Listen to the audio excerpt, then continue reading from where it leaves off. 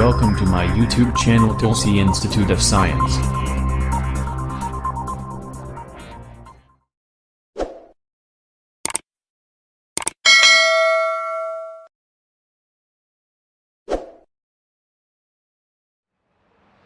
चलिए शुरू करते हैं क्लास 12 के केमिस्ट्री का चैप्टर पॉलीमर्स, जिसको हिंदी में बहुलक कहा जाता है। सबसे पहला क्वेश्चन है, संघनन बहुलीकरण तथा उत्पाद निम्नलिखित में कौन है? संघनन बहुलीकरण का उत्पाद निम्नलिखित में कौन है? बहुलक का निर्माण करने के लिए बहुत सारे मोनोमर्स आपस में मिलकर के एक बड़े अणु बनाते हैं और उस बड़े अणु को पॉलीमर कहा जाता है, जिसको हिंदी में हम लोग बहुलक कहते हैं। एक मैथ वाले बहुलक हैं, वो अलग है। यहाँ केमिस्ट्री में बहुलक मतलब बहुत सारे मोनोमर्स से मिलकर के जो अणु बना है उसको हम लोग बहुलक या अंग्रेजी में पॉलीमर्स कह देंगे। ठीक है, दो टाइप के बहुलीकरण होते हैं। जैसे साबुन बनाने की विधि साबुनीकरण, वैसे ही बहुलक बनने की विधि को बहुलीकरण कहा जाता है। बहुलीकरण दो प्रकार के होते हैं, एक योगात्मक बहुलीकरण और दूसरा है संघनन बहुलीकरण। अब यहाँ देखते हैं संघनन बहुलीकरण और योगात्मक बहुलीकरण के क्या क्या एग्जाम्पल्स हो जाएंगे, तभी तो इससे पता चलेंगे हमको। जैसे देखिए, पॉलीथीन, पीवीसी, टेफ्लॉन, प्राकृतिक रबर, पॉलीथीन, पीवीसी, टेफ्लॉन और प्राकृतिक कौन सा रबर, ये जो हो जाएगा ये सब के सब योगात्मक बहुलीकरण का एग्जाम्पल है। किसका है? योगात्मक बहुलीकरण का। योगात्मक बहुलीकरण का। ठीक है, यहाँ नायलॉन 66, बेकेलाइट, पॉलिस्टर और नायलॉन जो है वो संघनन बहुलीकरण का एग्जाम्पल है। ठीक, अब संघनन बहुलीकरण, क्योंकि बीच में और भी क्वेश्चंस ऐसे आएंगे तो आपको इस चीज के लिए ध्यान देना है कि कौन यहाँ योगात्मक बहुलीकरण में होगा और कौन सा इसमें संघनन बहुलीकरण में हो जाएगा। कोई दिक्कत इसमें? ये क्लियर हो गया। संघनन बहुलीकरण का एग्जाम्पल कौन हो जाएगा? तो इसके हिसाब से तो नायलॉन 66 हो जाएगा, क्योंकि पीवीसी आपका योगात्मक बहुलीकरण का एग्जाम्पल है, पॉलीथीन योगात्मक बहुलीकरण का एग्जाम्पल है और टेफ्लॉन योगात्मक बहुलीकरण का एग्जाम्पल है।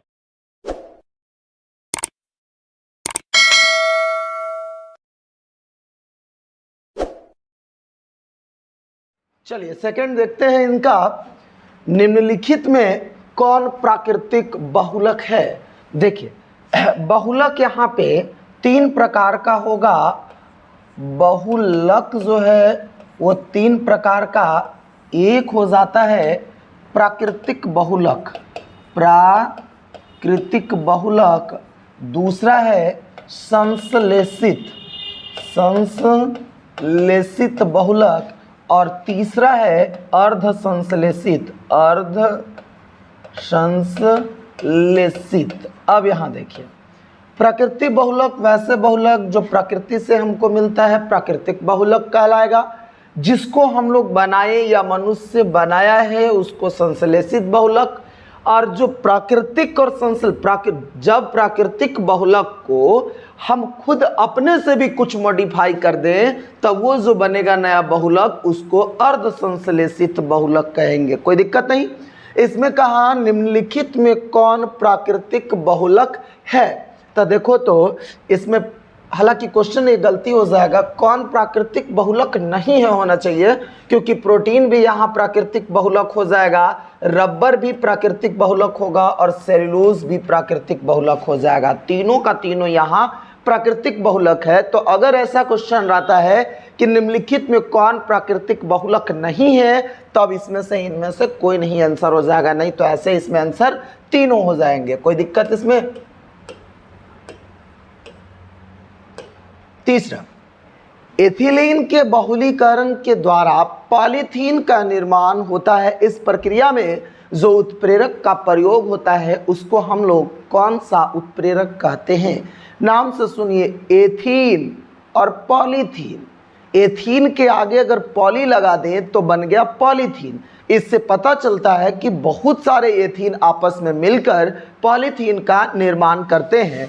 एथीन का फॉर्मूला आप लोग 10th क्लास से ही पढ़ते आए हैं। 10th क्लास में भी आपको थोड़ा सा एथीन का फॉर्मूला पढ़ना था कि लिखा हुआ तो है ही, CH2 डबल बॉन्ड CH2, ये आपको एथीन का फॉर्मूला, और एन का मतलब होता है यहाँ ढेर सारा एथीन अवेलेबल है। एन यानी कि ढेर सारा एथीन अवेलेबल है इन नंबर्स में, और जिगलर नट्टा उत्प्रेरक की उपस्थिति में 333 से लेके 343 केल्विन या 6 to 8 एटमॉस्फेरिक प्रेशर, 7 भी कहीं कहीं लिखा होता है, एटमॉस्फेरिक प्रेशर पर ये सब कंडीशन से, और ये हमारा उत्प्रेरक है, उत्प्रेरक, ठीक है। तो इससे हमको बनता है पॉलीथीन, और ये पॉलीथीन का फार्मूला है, पॉलीथीन का फार्मूला है, ठीक है।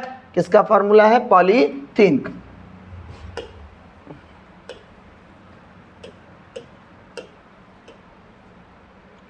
आगे क्वेश्चन, प्राकृतिक रबर बहुलक है। प्राकृतिक रबर किसके बहुलक है? तो प्राकृतिक रबर बाबू आइसोप्रीन के बहुलक हैं। किसके? आइसोप्रीन के, आइसोप्रीन के बहुलक हो जाएंगे। और आइसोप्रीन का फॉर्मूला होता है CH2 double bond C single bond CH3 CH double bond CH2। अगर इसका IUPAC नेम की बात करें तो एन कहने का मतलब ढेर सारा संख्या में आइसोप्रीन प्रेजेंट है। एक बात सोचिए, जब एथीन के मिलने से पॉलीथीन बना तो आइसोप्रीन के मिलने से पॉली आइसोप्रीन बना। प्राकृतिक रबर को आप पॉली आइसोप्रीन भी बोलते हैं। क्या बोल सकते हैं? पॉली आइसोप्रीन कहेंगे। पॉली आइसोप्रीन कहने का मतलब बहुत सारा आइसोप्रीन आपस में मिलकर, और जब नया एक बहुलक बनाता है तो उस बहुलक को पॉली आइसोप्रीन कह देंगे। कोई दिक्कत? इसका नाम का बात करते हैं तो हम लोग नंबरिंग, देखो जिनको नहीं आता है उनको तो अभी यहाँ से ध्यान देना होगा, लेकिन जो लोग जानते हैं IUPAC नेमिंग लिखना, इसको आप इजीली लिख सकते हैं। नंबरिंग 1 2 3 और ये क्या 4, उसका भी यूट्यूब पे वीडियो डाला हुआ है मेरे ही चैनल पे, ये IUPAC नेम का, आप वहाँ से भी आप देख सकते हैं। चलिए, इसका नाम लिखने के लिए कि IUPAC नेम हम लिखेंगे कैसे, यहाँ नाम लिखने के लिए हम क्या करेंगे? 1 2 3 हमने नंबरिंग कर दिया, 4 1 2 3 4 हमने नंबरिंग कर दिया। अब इसका नाम लिखेंगे कैसे? तो देखो, तो सबसे पहले तो इसमें कितने, ये एक ब्रांच कौन सा है? 2 मेथिल और 1 2 3 4। तो देखो, तो एगो डबल बॉन्ड है 1 पे और दूसरा डबल बॉन्ड 3 पे। आप इसको 1 3 ब्यूटाडाई इन भी कह सकते हो, या इसको 2 मेथिल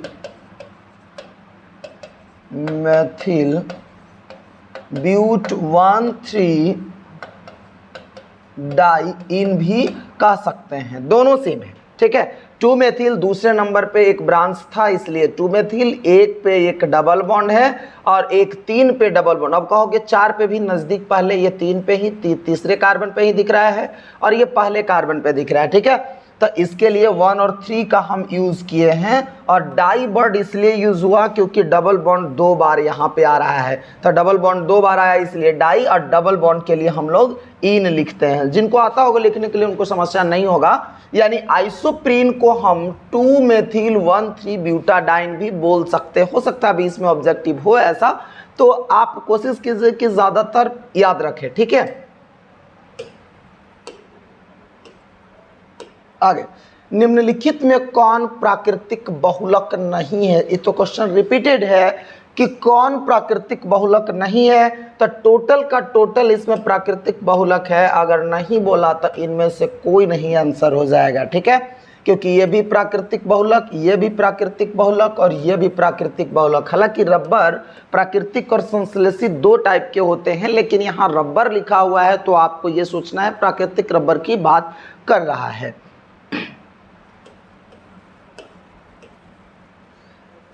आगे, निम्नलिखित में कौन संगणन बहुलीकरण का उत्पाद है?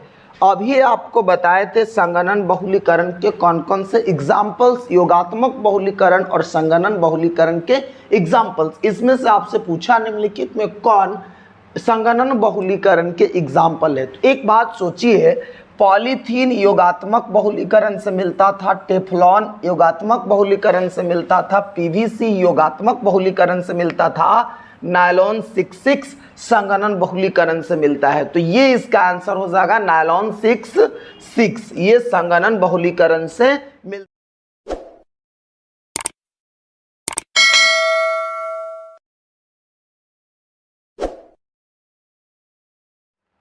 चलिए 7 नंबर देखते हैं, निम्नलिखित में किसके बहुलीकरण से नियोप्रीन रबर प्राप्त किया जाता है? तो बाबू नियोप्रीन रबर को ये कहा जाता है, इसको पॉलीक्लोरोप्रीन, इसका नाम हो सकता है पॉलीक्लोरोप्रीन भी कह सकते हैं, पॉली क्या क्लोरोप्रीन। तो एक बात सोचिए, जब पॉलीथीन एथीन से मिलने से बना था तो पॉलीथीन, उसी तरीके से हम कह सकते हैं कि पॉलीक्लोरोप्रीन, इसका मतलब इसका जो एकलक है वो एकलक क्या है? क्लोरोप्रीन है। तो इसमें आंसर हो जाएगा आपका क्लोरोप्रीन। ये क्लोरोप्रीन का फॉर्मूला होगा, ये आपका क्लोरोप्रीन है, क्लोरोप्रीन है। जब ये n नंबर्स में मिलते हैं, बहुत सारे क्लोरोप्रीन्स मिल करके और ये बना देते हैं पॉलीक्लोरोप्रीन, पॉलीक्लोरोप्रीन बनाते हैं, और ये पॉलीक्लोरोप्रीन को ही हम लोग कहते हैं नियोप्रीन। पॉलीक्लोरोप्रीन को क्या कहते हैं? नियोप्रीन कहा जाता है। आगे, निम्नलिखित में कौन ज्वीटर आयन बनाने में समर्थ है? तो देखो NH2 सिंगल बॉन्ड CH2COOH, ये क्या बनाता है? ज्वीटर आयंस का निर्माण करता है। आगे 9 नंबर, प्राकृतिक रबर रैखिक बहुलक है। तो आपको अभी बताए थे कि प्राकृतिक रबर को पॉलीआइसोप्रीन कहते हैं। तो पॉलीआइसोप्रीन, इसका मतलब बहुत सारे आइसोप्रीन मिलकर के और पॉलीआइसोप्रीन बनाते हैं, और उसका नेमिंग भी आपको बताए थे कि क्या उसका नेमिंग होगा, मतलब IUPAC नेमिंग क्या होगा। तो देखिए, तो हाँ, नीचे फॉर्मूला भी लिखा हुआ है। देखो, इसका नाम अभी लिखे थे क्या, 1 2 3 4 ऐसे नेमिंग दिए थे। इसका था 2 मेथिल, इसका नाम था 2 मेथिल 1,3 ब्यूटाडाइइन, ऐसे था।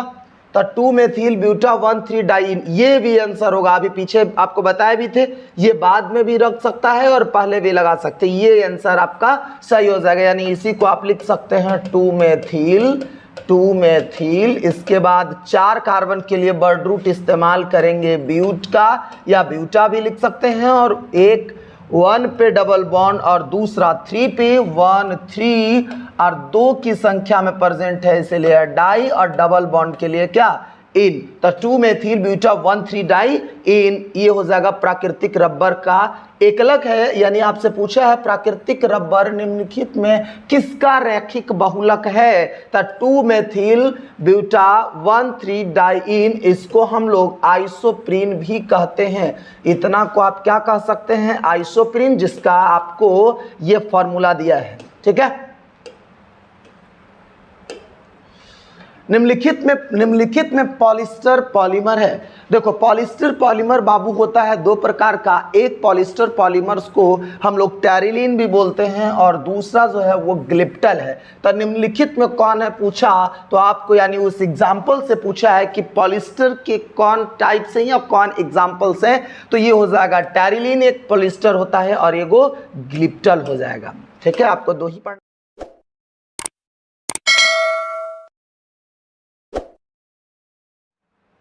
चलिए 11 नंबर देखते हैं। इसमें क्या है, बैकेलाइट किस प्रकार का पॉलीमर है? तो संघनक पॉलीमर्स। कौन सा पॉलीमर्स हो जाएगा? संघनक पॉलीमर्स है। अभी आपका एग्जांपल्स भी उसमें देखे थे, एग्जांपल्स आपको योगात्मक और संघनक दोनों का लिखवाए थे, उसमें बैकेलाइट्स था। बैकेलाइट किस प्रकार का पॉलीमर है? तो ये संघनक पॉलीमर्स है। कौन सा पॉलीमर्स? संघनक पॉलीमर्स। नियोप्रीन है, देखो रबर जो है वो उसका टाइप सही है, नियोप्रीन जो है वो क्या है? रबर का टाइप है। अब एक बात देखो, रबर, बूना एन नाम सुने होंगे, बूना एस, ये सब रबर है। Buna S, neoprene, neoprene rubber, butyl rubber, ठीक है। इस सब संश्लेषित रबर है। कौन सा रबर है? संश्लेषित रबर। आपसे बोला नियोप्रीन क्या है? तो नियोप्रीन जो है वो संश्लेषित रबर है। कौन सा रबर है? संश्लेषित रबर है। चलिए 13 देखते हैं। इसमें क्या है? नायलॉन, ये नाइलिन लिखा गया है, ये नायलॉन होगा, ठीक है। नायलॉन, नायलॉन 6 जो है वो प्राप्त होता है। नायलॉन 6 किससे प्राप्त होता है? तो एपिडिक अम्ल तथा हेक्सामेथिलीन डाइएमीन से प्राप्त होता है। हेक्सामेथिलीन डाइएमीन का फॉर्मूला ये है और यहाँ एपिडिक अम्ल का आपका फॉर्मूला ये हो जाएगा। इन दोनों के मिलने से बन जाता है क्या? नायलॉन 6 और नायलॉन 6 का फॉर्मूला आपको ये नीचे वाला हो जाएगा। आप इसको पॉज करके लिख के याद कर ले सकते हैं, ठीक है। ये नायलॉन 6 का एग्जांपल्स नहीं, उसका फॉर्मूला है। और ये आपका हेक्सामेथिलीन डाइएमीन का और ये एपिडिक अम्ल का, यानी हेक्सामेथिलीन डाइएमीन और एपिडिक अम्ल आपस में मिलकर नायलॉन 6 का निर्माण करते हैं। किसका निर्माण करते हैं? नायलॉन 6 का निर्माण करते हैं। नायलॉन 6 बहुलक है किसका? नायलॉन 6 किसका बहुलक है? नायलॉन 6 को पॉलीकैप्रोलैक्टम भी कहते हैं। क्या बोलते हैं? पॉलीकैप्रोलैक्टम, या उसको परलॉन भी कहते हैं, या उसको हम लोग क्या बोल देते हैं? परलॉन भी बोलते हैं, ठीक है। या उसको परलॉन भी बोलते हैं या पॉलीकैप्रोलैक्टम कहते हैं। और पॉलीकैप्रोलैक्टम का ये कैप्रोलैक्टम, यानी कि वो पॉलीकैप्रोलैक्टम तो हम बोल रहे हैं नायलॉन 6 को, और इसका एकलक क्या है? तो कैप्रोलैक्टम, यानी कैप्रोलैक्टम के मिलने से पॉलीकैप्रोलैक्टम बना, जिसको परलॉन या नायलॉन 6 भी बोलते हैं। और वो नायलॉन 6 का जो एकलक है उसका फॉर्मूला ये हो जाएगा। यहाँ कार्बन, यहाँ कार्बन, यहाँ कार्बन, यहाँ कार्बन, इस वाले स्ट्रक्चर बॉन्डलाइन नोटेशन है। बॉन्डलाइन नोटेशन के बारे में आप लोग अच्छे से जानते होंगे। कुछ लोग को लग रहा हो कि बेंजीन है, लेकिन ये बेंजीन नहीं है, क्योंकि बेंजीन होने के लिए आप देखे होंगे कि इस टाइप का स्ट्रक्चर बना के और उसके बीच में या तो अल्टरनेटिव डबल बॉन्ड डालेंगे, नहीं तो बीच में सर्कल डाल देते हैं या डॉटेड लाइन को डालते हैं, जो कि इसमें कुछ नहीं है, यानी बेंजीन का ये कंपाउंड नहीं है।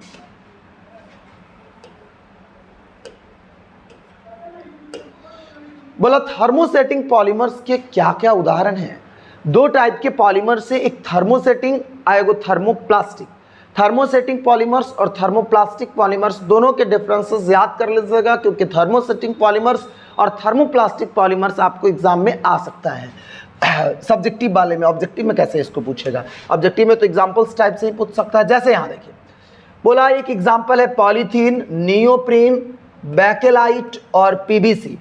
तो बैकेलाइट, रेजिन और टेरिलीन, ये जो है ये एग्जाम्पल है थर्मोसेटिंग पॉलीमर्स के। और पॉलीथीन, नियोप्रीन, पीवीसी और एगो टेफ्लॉन, ये जो है ये सब एग्जाम्पल्स है किनके? थर्मोप्लास्टिक पॉलीमर्स के। किसके? थर्मोप्लास्टिक पॉलीमर्स के। तो थर्मोसेटिंग, थर्मोप्लास्टिक क्लियर हुआ। थर्मोसेटिंग पॉलीमर्स किसको बोलते हैं? तो थर्मोसेटिंग पॉलीमर्स यहाँ एग्जांपल्स हो जाएगा किसका? बैकेलाइट, इसका ये आंसर हो जाएगा बैकेलाइट, रेजिन और टेरिलीन। और पॉलीथीन, नियोप्रीन और कौन सा? टेफ्लॉन, ये एग्जांपल्स है। अब पीवीसी किसका? थर्मोप्लास्टिक का।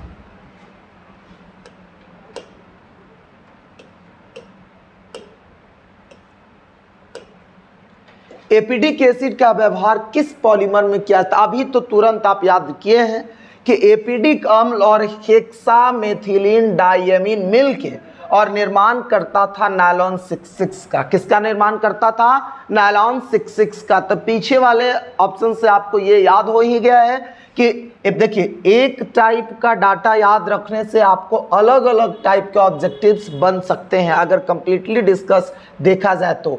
एपिडिक एसिड का व्यवहार किस पॉलीमर्स के निर्माण में किया जाता है? तो हेक्सामेथिलीन डायमीन और एपिडिक एसिड दोनों मिल करके नायलॉन 66 का निर्माण करते हैं। ओलेफिन बहुलीकरण में किस उत्प्रेरक का प्रयोग होता है? तो वही उत्प्रेरक जिगलर नट्टा उत्प्रेरक जिससे पॉलीथीन बना रहे थे। एथीन मिलकर के पॉलीथीन बनाते समय जिस उत्प्रेरक का प्रयोग होता है, उसी समय ओलेफिन्स के बनाने में भी वही उत्प्रेरक का प्रयोग होगा। प्रकृति में पाया जाने वाला पॉलीमर्स कौन है? तो एक बात देखिए, प्रकृति में पाया जाने वाला पॉलीमर्स स्टार्च तो है, प्रोटीन तो है, यहाँ भी प्रोटीन होगा, स्टार्च और सेल्यूलोज। देखिए दो एग्जांपल्स दिए हुए हैं, यानी स्टार्च प्रकृति में पाया जाने वाला पॉलीमर्स तो है, लेकिन इसका ये दूसरा नायलॉन ये नहीं है। ये तो है लेकिन ये नहीं है, ये तो है लेकिन ये प्राकृतिक नहीं है, संश्लेषित है। लेकिन यहाँ स्टार्च भी प्राकृतिक है और सेल्यूलोज भी प्राकृतिक है, कोई दिक्कत? स्टार्च के रूप में ही पेड़ पौधे अपने भोजन को ऑब्जर्व करते हैं, और जो पेड़ पौधे या पादप जिनको बोलते हैं, उनकी कोशिका भित्ति सेल्यूलोज की बनी होती है। ये दोनों प्राकृतिक बहुलक हैं। कौन सा बहुलक? प्रकृति में पाए जाने वाले बहुलक हैं।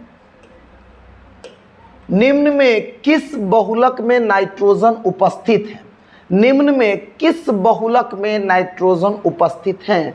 तो देखिए, ये फॉर्मूला अगर आपको सारा का याद रहेगा तो इस फार्मूला से आपको इजीली पता चल सकता है कि किस में नाइट्रोजन की उपस्थिति है, और नाइट्रोजन जिसमें उपस्थित है वही चीज़ तो हमसे पूछ रहा है कि निम्न में किस बहुलक में नाइट्रोजन उपस्थित है। तो नायलॉन के जितने भी वैरायटी हैं उन सब में नाइट्रोजन उपस्थित रहता है। तो नाइट्रोजन किन में उपस्थित है? आंसर यहाँ हो जाएगा नायलॉन। निम्नलिखित में होमोपॉलीमर्स कौन है? होमोपॉलीमर्स, होमोपॉलीमर्स कहने का मतलब यानी कि सेम टाइप के एकलक से कौन बने हुए हैं? तो बैकेलाइट हो जाएगा। कौन हो जाएगा?